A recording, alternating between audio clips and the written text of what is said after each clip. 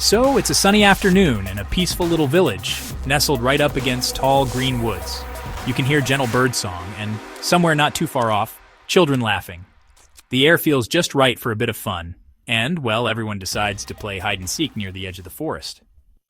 Jean runs into the woods, her feet crunching on the leaves as she hides behind a tree. That's when she notices this narrow, hidden trail, all covered with leaves, and sunlight is breaking through the tall branches above, birds fluttering past. There's a soft breeze rustling through the trees.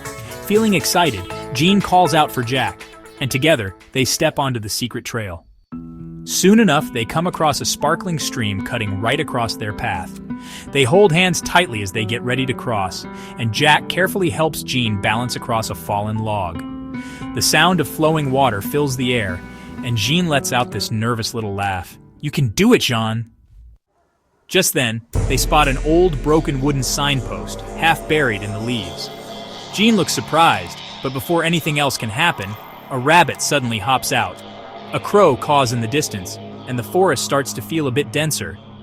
Jean giggles in relief, but suddenly a bush rustles nearby, and they both freeze. Jack looks around, worry flickering in his eyes as the shadows grow longer and the sun dips lower. Jean's voice trembles a little. "Jack, are we lost?" Jack tries to sound confident, replying, "Don't worry, we'll figure it out together." It's clear, though, that uncertainty is starting to settle in.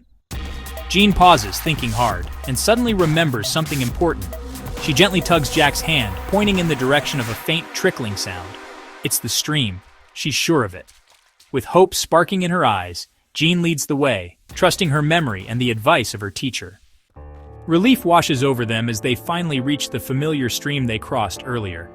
The sound of water brings a new sense of hope, and they follow it downstream. Soon they spot trees they recognize and the distant, welcoming lights of their village. Laughing with pure relief, Jean and Jack run hand in hand, feeling safe at last. At the edge of the village, their mother wraps them in a tight, loving hug, her voice both stern and full of concern. "Don't ever wander too far again."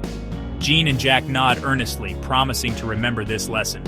As the sun sets behind the glowing forest, there's a quiet understanding between them. Adventure is wonderful, but, well, it's always best to find your way home.